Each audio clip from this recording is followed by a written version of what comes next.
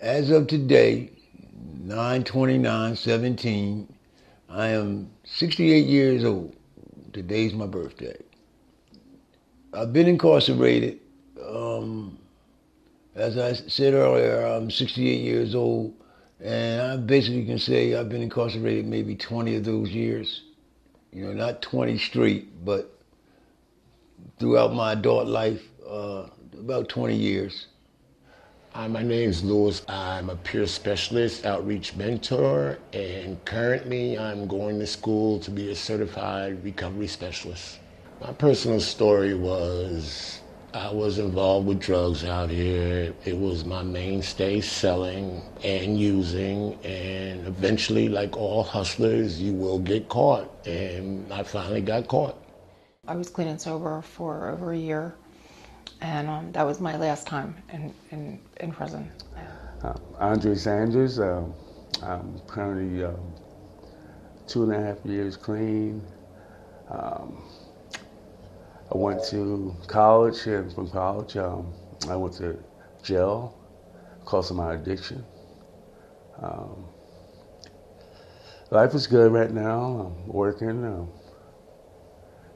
living life again, starting over fresh. Being in recovery is it's like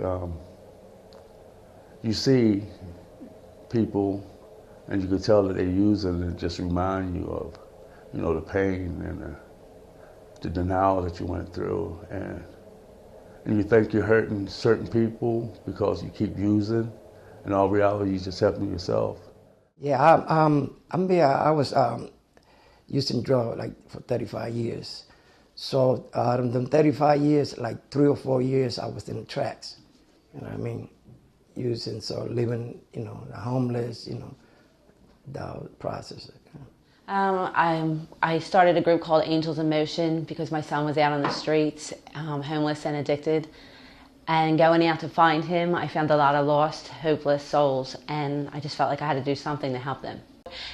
And then as it progressed and the more I learned about addiction, the more I could see if I ignored him and his existence like he wanted me to do, I could see him spiral deeper and deeper. The more I engaged with him and told him I loved him and started talking to him about harm reduction and, don't use other people's needles, you could get Hep C, get HIV, like these are important things. My substance use started around the age of 11 with my father and ended at the age of 27 when I found myself incarcerated. I've been in the field for over 20 years. I've worked not only in drug and alcohol, but HIV-related services. And currently, I do a lot of the overdose reversal trainings in the city and surrounding counties. I am a person in recovery. I've been, as of February the 1st of this year of 2017, I had 25 years drug-free. And it's a huge passion of mine to be able to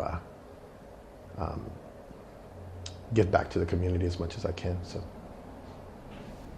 Hi, my name is Silvana. I have been at Prevention Point for 10 years, and over the last 10 years, I have helped or saved somewhere between 30 and 40 people with 3 different types of naloxone.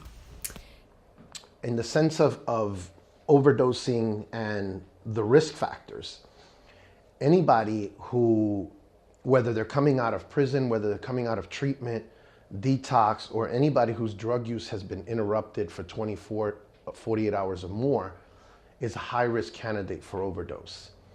Everybody and anybody who is coming out of the any type of penal system should come out prepared with the knowledge on how to administer Narcan, how to reverse somebody who has overdosed, and also know how to get it.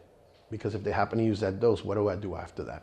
In the beginning, I had my little ups and downs, my little falls and everything, but gradually everything fell into place, or it's falling into place. I been with my brother on a daily basis. He OD'd numerous times, so I had to learn, how to bring him back. I wish we had Narcan back then, because a lot of people will still be alive. But I've learned what to do now. And I say, thank God we have Narcan, you know. I walked in a few months ago, so somebody was screaming, somebody OD. So I think once in a while I carry Narcan, you know, because I got that Narcan training. And I went to the procession, you know, a simple one. Look at the guy, he's breathing, all that. So of course a lot of people say he OD. So I had the Narcan, I just spread them, you know, turn around, make sure no sharp objects around, make sure nothing in his mouth. You know, that little procedure. And that took him, you know, a couple minutes. He came back up, you know what I mean? Thank God for that. So, yeah. Yeah, it felt great, but that was like my first time. I said, wow, you know, I did it, okay. You know, I feel good, you know what I mean? To somebody, you know, can come out of the OD, you know what I mean, from dying. Yeah. Now it's like almost everybody should have it, you know what I mean? Like it's more easy for people to get it, you know what I mean? Especially, you know, I would say family member, you know, they already know your cousin, even your mom, your grandpa's. Hey, I know my grandkid using, so let me get training for this and have this Narcan. One thing for a parent I think is really scary is when you admit that your child is in active addiction and they're doing heroin and hard drugs, you have to admit that any day your child could die.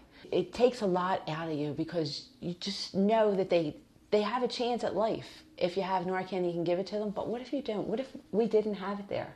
By the time the ambulance came, it would have been too late.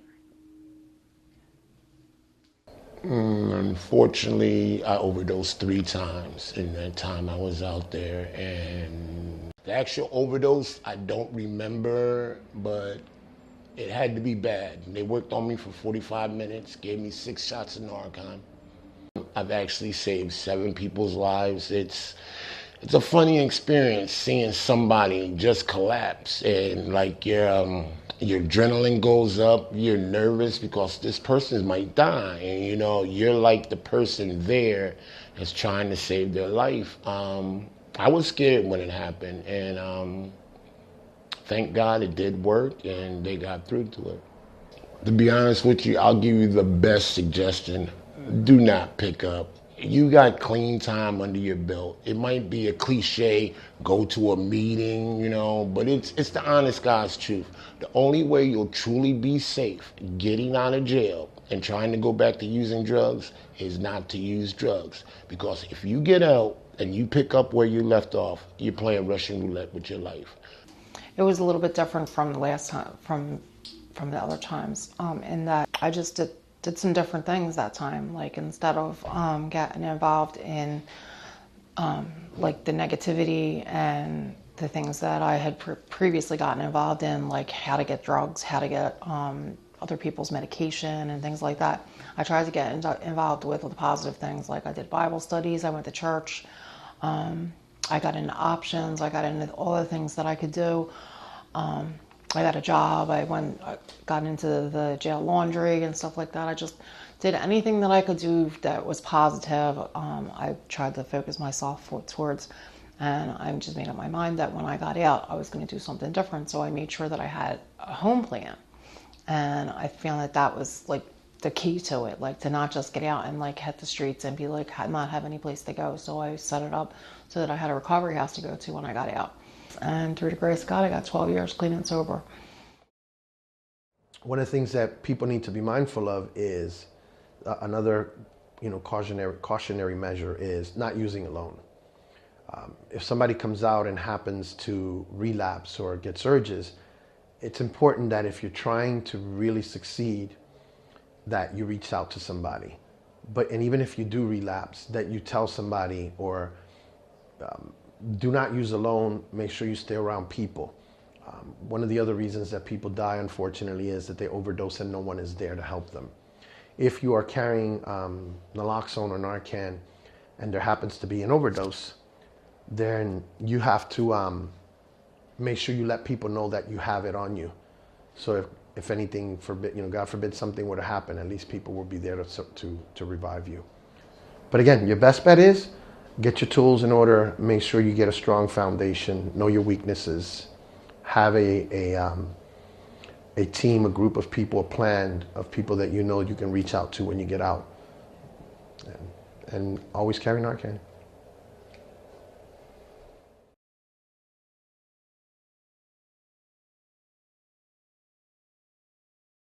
Hi, this is Elvis Rosado, and I'm going to show you what to do in the event that you come across somebody who may be overdosing. But first, what may cause overdoses? One of the major issues is anyone whose drug use has been interrupted by 24 hours or more is high risk for overdose. If you happen to come across someone who is blue, purplish, extremely pale with a gurgling noise, the darker the skin of the individual, they may present as gray or ashy. Those individuals are in respiratory distress. You need to call 911 immediately. So now that you've called 911, it's time to administer the Narcan. This is the name brand. In the event that you have been given the generic, it looks like this. Make sure that your pharmacist shows you how to use this and how to put it together upon getting it.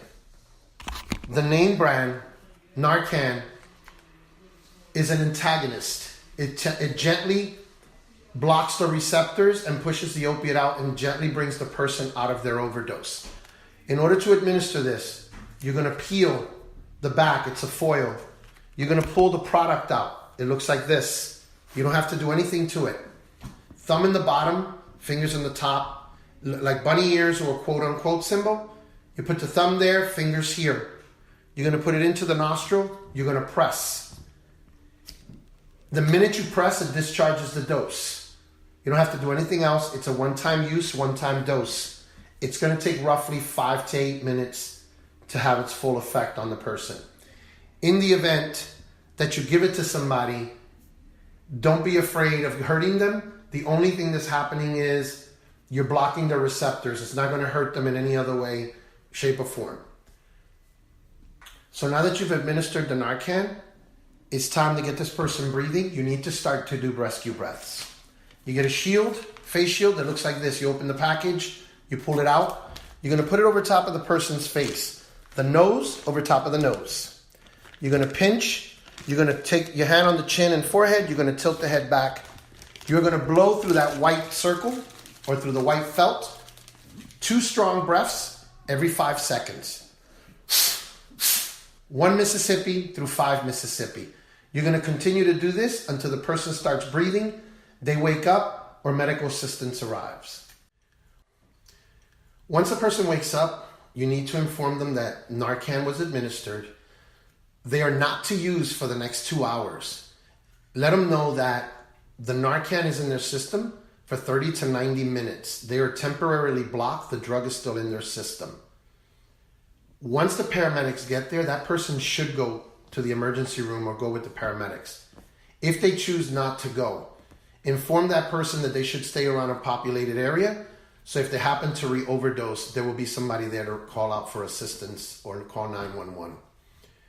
Keep in mind, one of the reasons that people die is because they were alone when they overdosed. And in some cases, there were people present but didn't know what to do, and they didn't have Narcan.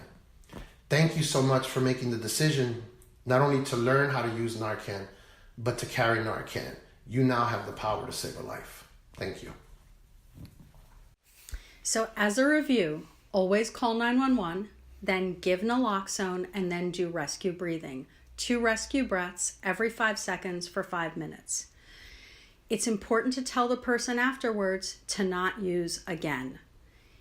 Naloxone only blocks an overdose for a few minutes so that person could overdose again, so they can't use drugs again. If you need naloxone, you can get it at a pharmacy. You can also come to Prevention Point. We're located at 2913 Kensington Avenue off of Monmouth near the Somerset stop, and we give out kits Monday through Friday.